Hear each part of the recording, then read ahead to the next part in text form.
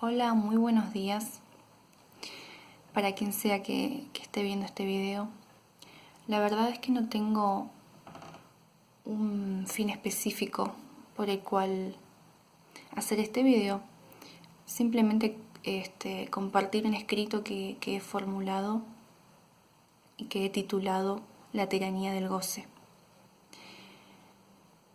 En la actualidad, lo que pareciera ser nuestra cultura ha aniquilado el deseo y lo ha sustituido por la satisfacción inmediata de la cosa deseada. ¿Por qué digo lo que pareciera ser nuestra cultura? Porque hablando con propiedad, la cultura que nos convoca como argentinos ha quedado en una especie de escaparate, donde se la puede ver como en un museo, admirando su belleza y sin embargo, sin poder acceder plenamente a ella. Estamos sumidos en la cultura de la globalización insectificante, la cultura hegemónica globalista, anticristiana y muy lejos de ser atea, da culto excesivo al Dios del yo absoluto. Es el culto a la criatura, pero ni siquiera es el culto al ser humano, a imagen de Dios, sino a una imagen deformada del hombre convertido en homo consumens, hombre consumidor. La paradoja es que al mismo tiempo que el hombre intenta buscarse a sí mismo, al darse culto, se desfigura, pues olvida la mayor de las verdades. Es que olvidándose de su creador, es decir, de su sentido último y principal, la criatura busca convertirse inútilmente en Dios. La criatura quiere convertirse en creador, generándose vacío que lo lleva a consumir. ¿Por qué se genera el vacío? Porque jamás la criatura será creador. Esta imposibilidad del ser humano genera un vacío en él, un vacío existencial, que lo lleva a consumir entonces no solo objetos materiales producidos por la oligarquía plutocrática, sino también a consumir sus ideas, sus falsos ideales, devociones y dogmas. Es cómico aquí la situación que sucede entonces.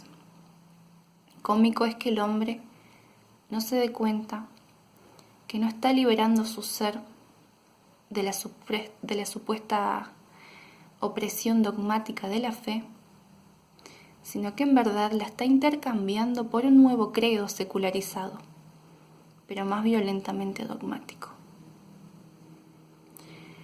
Es que el hombre no puede ser ateo.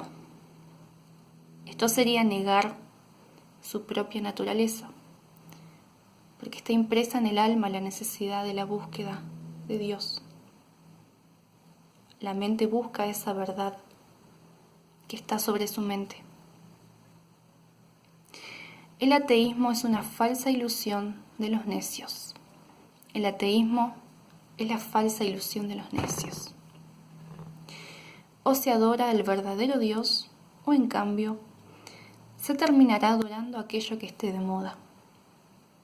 Excelentemente lo ha expresado Chesterton al decir que cuando se deja de creer en Dios, enseguida se cree en cualquier cosa.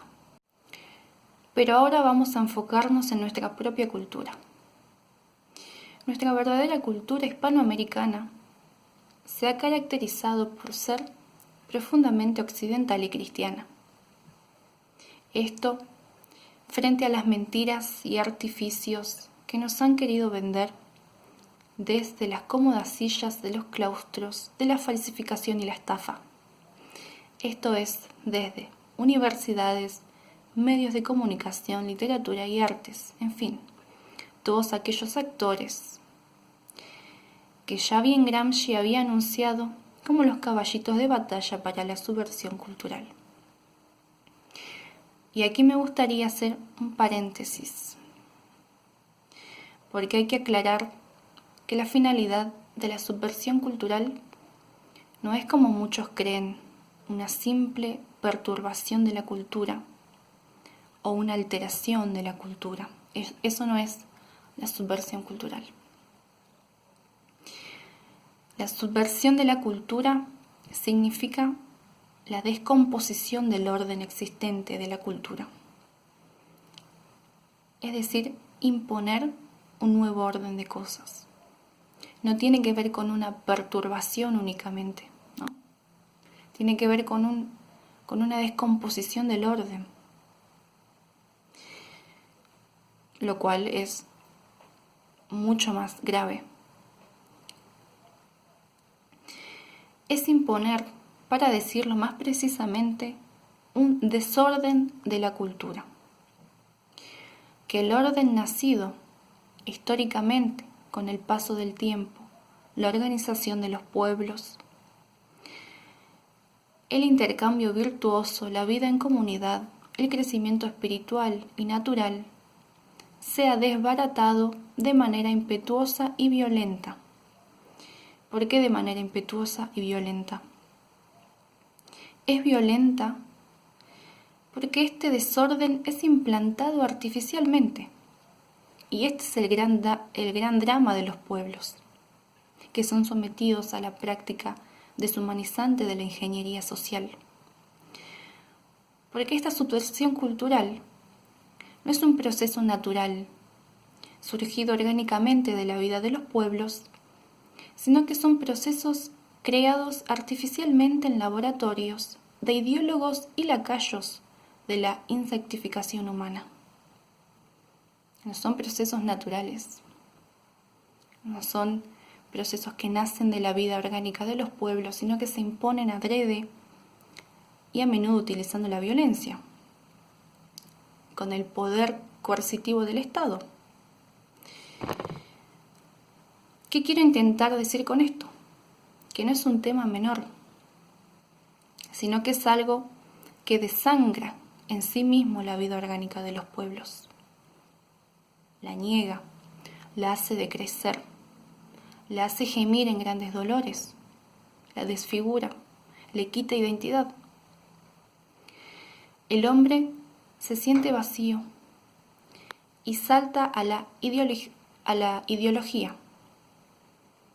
Como ha perdido su cultura,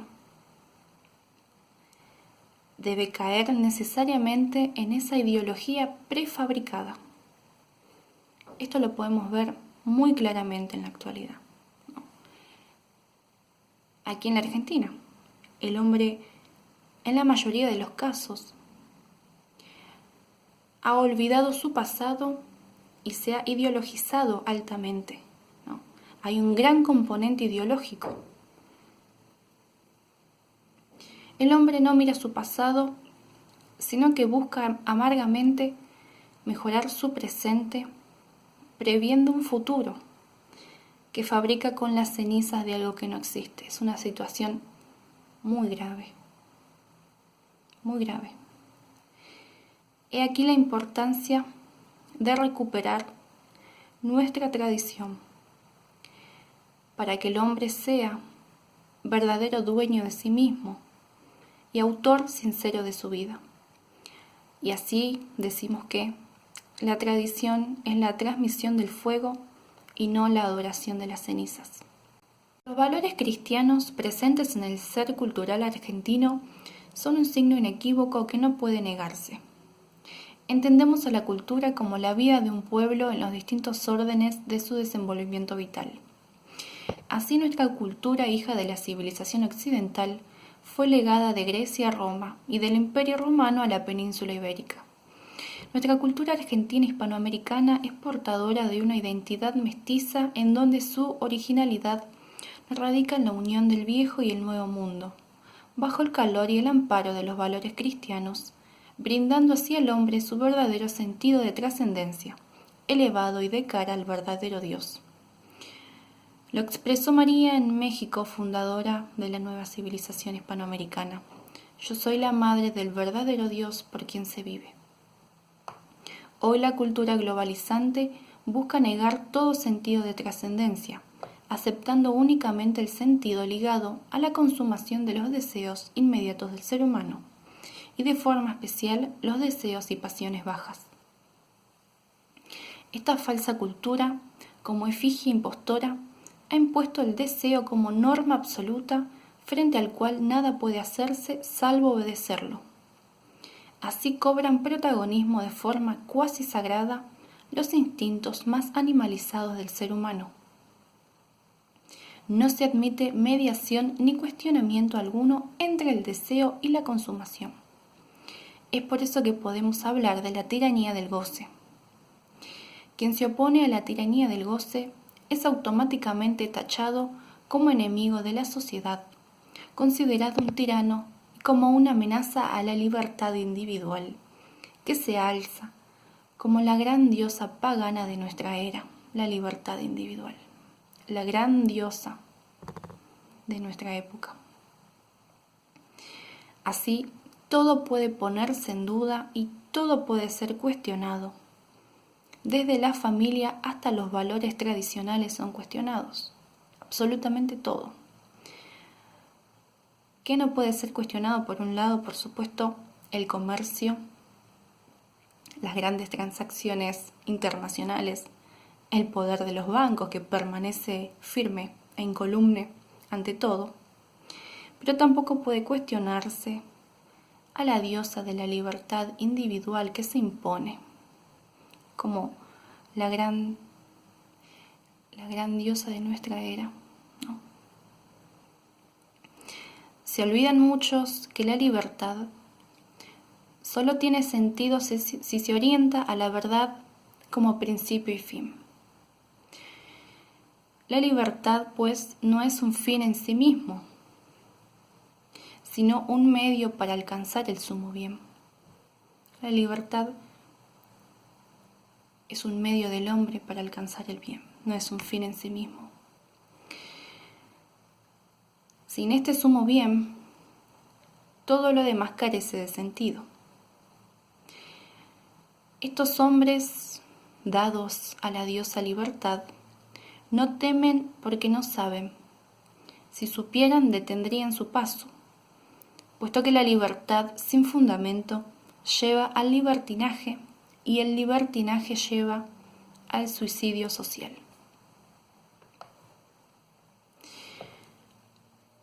La insensatez moderna se asemeja a un padre que da un vehículo a su hijo, y así cuando el hijo aprende a manejar, al creerse ahora él muy bueno y muy favorable, se vuelve contra el padre y lo quiere echar de la casa. No hay quien pueda contra la soberbia humana. Oro, plata, joyas, montones de estiércol, goces, placeres sensuales, satisfacción de apetitos, como una bestia, como un mulo, como un cerdo, como un gallo, como un toro. Honores, distinciones, títulos, cosas de aire, hinchazones de soberbia, mentiras, nada. Y aún así, el hombre continúa inflamándose en su propia soberbia. La modernidad es la puesta en acto, sin consideración a priori, de los deseos internos del hombre y sus más bajos instintos. Un deseo no mediatizado por la mente humana, esto es, un deseo que no es contemplado por la mente humana, que no es analizado en sus vicios y virtudes, sino que es puesto en la bandeja de la civilización para ser automáticamente cumplido, llevado al acto consumado. Es como en los cuentos de los infantes, es como en los cuentos de los niños, donde mágicamente se pide un deseo y el hada mágica lo cumple al instante. Esta concepción de la vida y del mundo no hace más que infantilizar al ser humano, pero también a él mismo lo deforma, porque el ser humano no se vincula ya con objetos de deseo, sino con objetos de goce. ¿Qué es lo propio del ser humano? Es la búsqueda incesante. Es esta búsqueda que tarde o temprano lleva al sumo bien. No, para eso fue impresa esa búsqueda en el alma, para llegar al sumo bien. Pero si el ser humano, si la cultura impone al ser humano que esta búsqueda no exista, porque no hay una mediación entre el deseo y su consumación, lo que hacemos es solamente relacionarnos con objetos de goce absoluto, ¿no? De goce inmediato. La falta de deseo lo hace decadente, lo vacía de sentido, no lo inspira a lo noble, sino al consumo. El ser humano ya no busca, sino que quiere la satisfacción inmediata mediante el consumo. Por supuesto que pueden ser consumo desde objetos materiales como objetos inmateriales, ¿no? Objetos que tienen que ver con materia, pero también con ideas, con ideologías especialmente. Y el consumo, entonces, cada vez debe ser mayor para satisfacer también el deseo que va en aumento.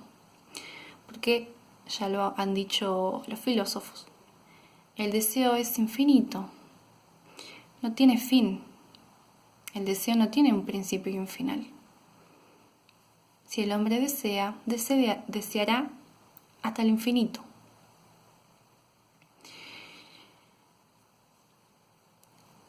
Pero ¿qué fin noble puede encontrar el ser humano sin sentido de trascendencia? Si el deseo es infinito, si no tiene fin por sí mismo, sino que ese fin es dado por el hombre, la gran pregunta es esa. ¿Qué fin noble puede encontrar el ser humano sin sentido de trascendencia?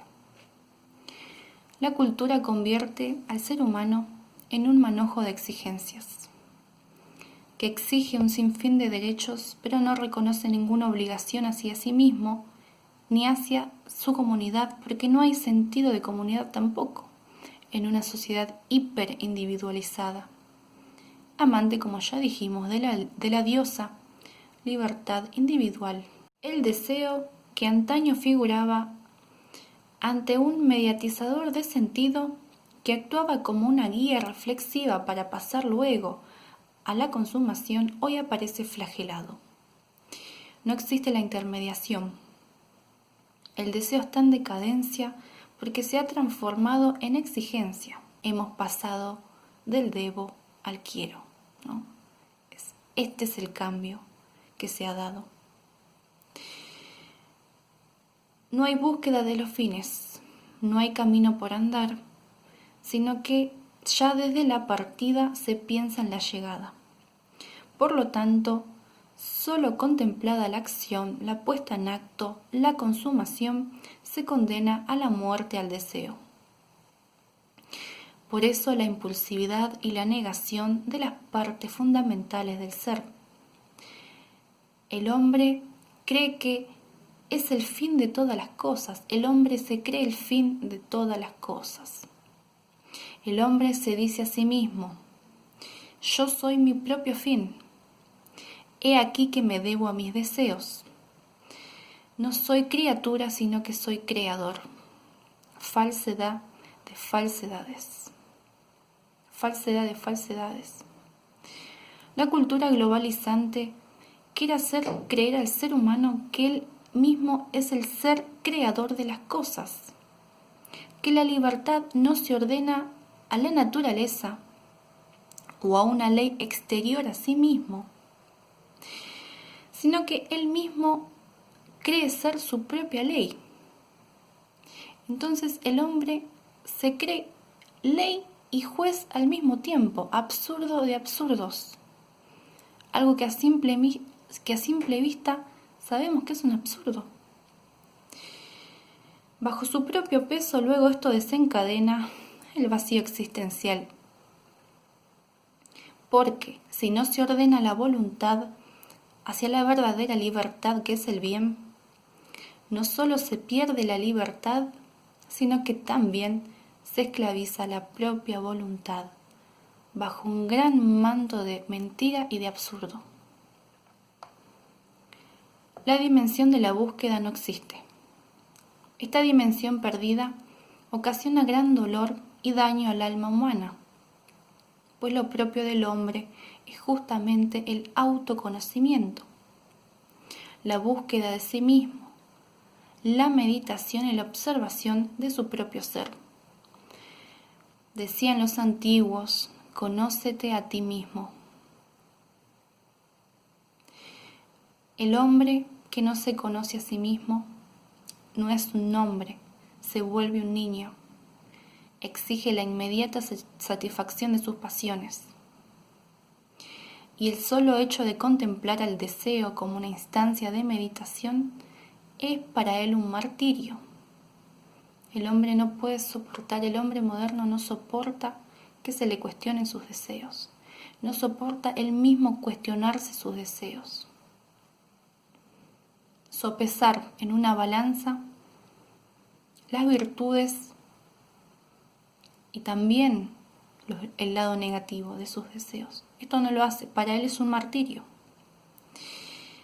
Pero también se niega al martirio. No se lo concibe en el espíritu humano como un signo de fortaleza, donde el hombre se vence a sí mismo, sino como un signo de opresión. Que el hombre se examine a sí mismo no es libertad, según la cultura globalizante, sino que es opresión.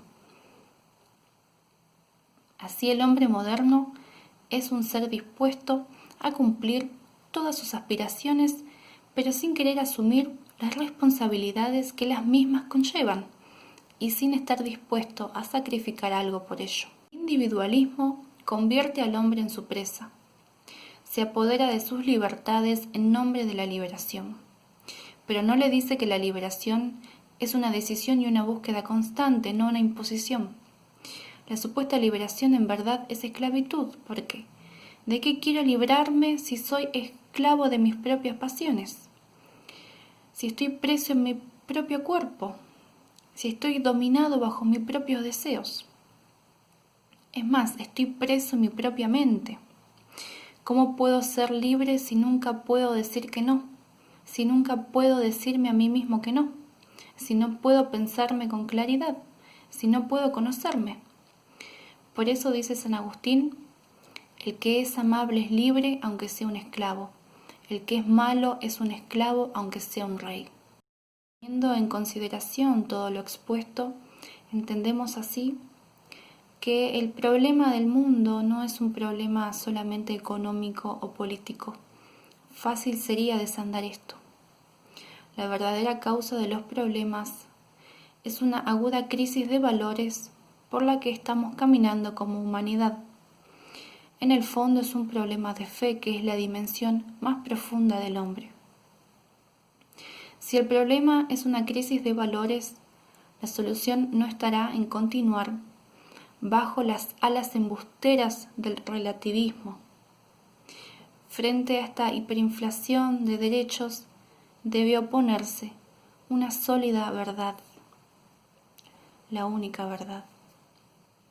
Debe buscarse en todo caso una hiperinflación de virtudes.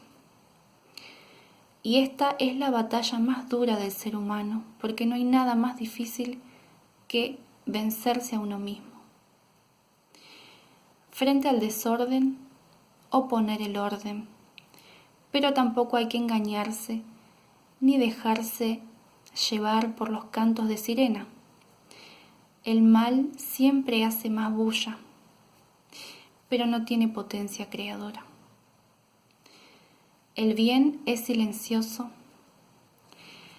pero es lo único capaz de edificar.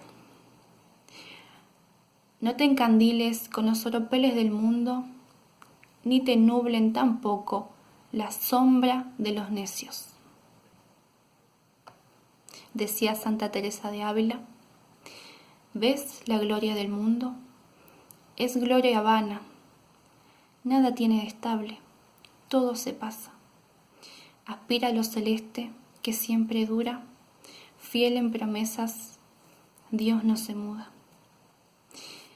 Bueno, Gracias por haber llegado hasta acá y espero que todo esto que he estado compartiendo pueda servir de algo y ser útil en alguna medida. Muchas gracias por haberme escuchado. Un abrazo.